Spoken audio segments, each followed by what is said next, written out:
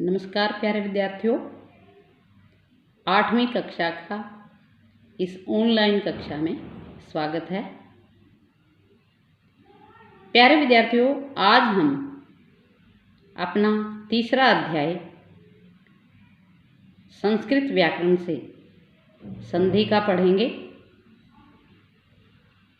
आज मैं आपको संधि की परिभाषा, कितनी संधि होती हैं, संधि होती कैसे हैं, उन सभी के विषय में विस्तार से बताऊंगी। तो प्यारे विद्यार्थियों, ध्यान से समझना और अभ्यास करना। आइए हम संधि अपना विषय प्रारंभ करते हैं।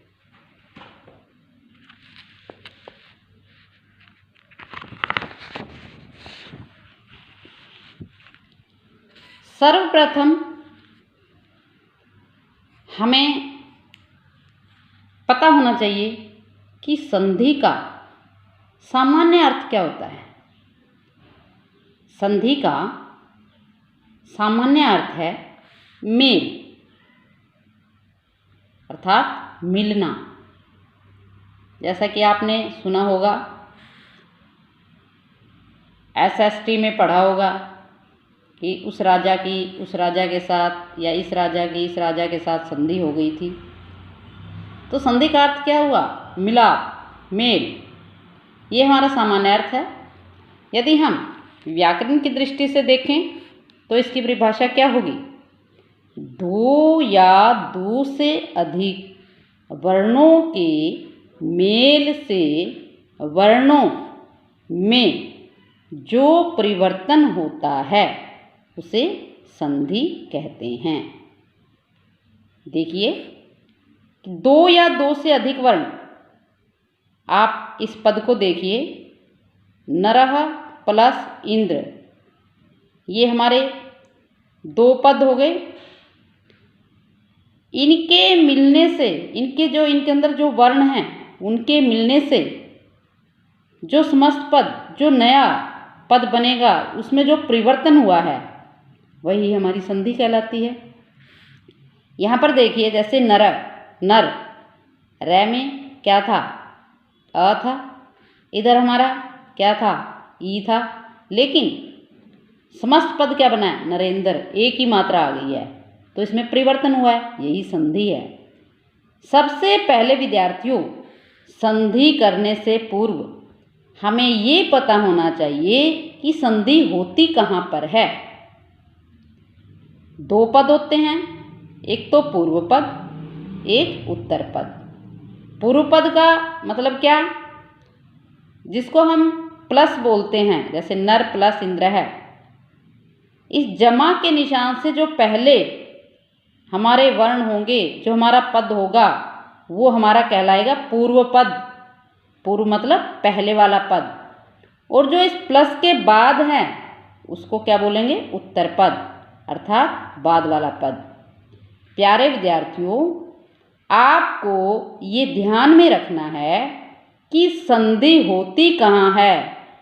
हमारे पूर्व पद के अंतिम पद और उत्तर पद के प्रथम पद, प्रथम वर्ण, इनके मिलने से ही जो नया विकार, जो नया परिवर्तन होता है वही संधि होती है। ध्यान से समझिए। जैसे नरह था, नर था, नर में ए था। ये ए क्या है हमारा? ये पूर्व वर्ण है। प्लस के बाद क्या था? ई।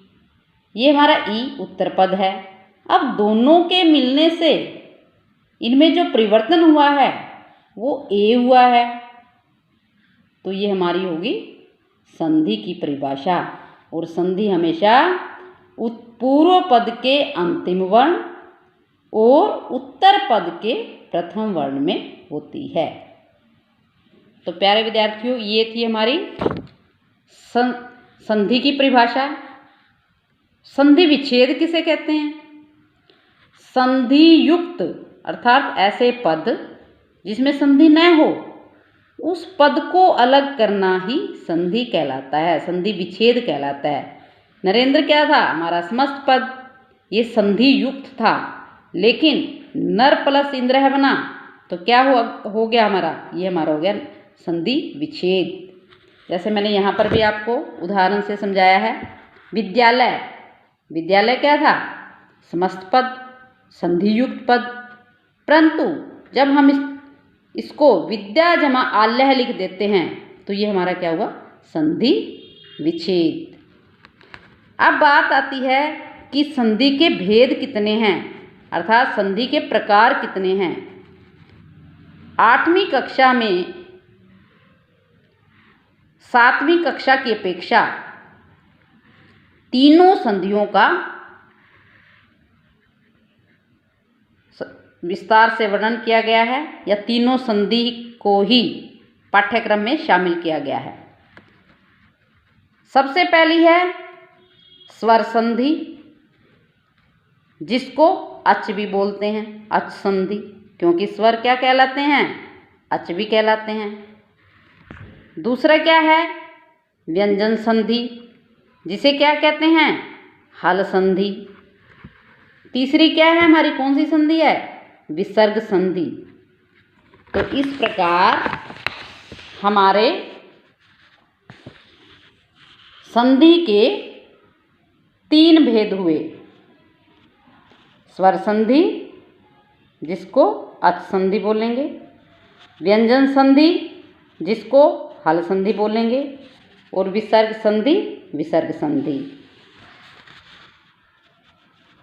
अब आता है सबसे पहले कि स्वर संधि क्या होती है। स्वर संधि की परिभाषा जैसे कि नाम से ही स्पष्ट है, स्वर संधि में हम स्वरों को ही लेंगे, अर्थात स्वर के आने से पूर्व पद में भी स्वर हो, उत्तर पद में भी स्वर हो, उनके मिलने से जो परिवर्तन होगा वो स्वर संधि का होगा। उदाहरण देखिए, परिभाषा देखिए, परस्पर 2 स्वरों के मिलने से उनमें होने वाला परिवर्तन स्वर संधि कहलाता है। जैसे मैंने आपको अभी सामान्य भाषा में बताया कि पूर्व पद में भी स्वर हो, उत्तर पद में भी स्वर हो, उनके मिलने से जो परिवर्तन होगा वह स्वर संधि।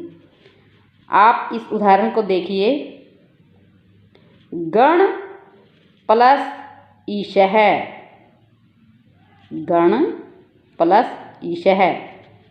स्वर संधि का नियम क्या था कि पूर्व पद में भी स्वर होना चाहिए और उत्तर पद में भी स्वर होना चाहिए, उनके मिलने से जो परिवर्तन होगा वही स्वर संधि होगा। अब गण, ण में क्या है, ए मिला हुआ है, और इधर प्लस के बाद क्या है, ई है।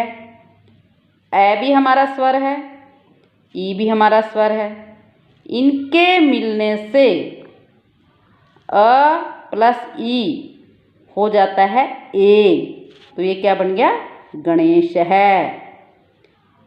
तो बच्चों ये थी स्वर संधि की परिभाषा। अब 8वीं कक्षा में स्वर संधि के भेदों को स्पष्ट किया गया है। सबसे पहले कि स्वर संधि के भेद कितने हैं, 5 भेद हैं। कौन कौन से, दीर्घ संधि, गुण संधि, वृद्धि संधि, यण संधि, अयादि संधि। कौन कौन सी, गुण संधि, दीर्घ संधि, गुण संधि, वृद्धि संधि, यण संधि, अयादि संधि। तो विद्यार्थियों, आज हम इतना ही अध्ययन करेंगे। स्वर संधि को विस्तार से मैं आपकी अगली कक्षा में बताऊंगी।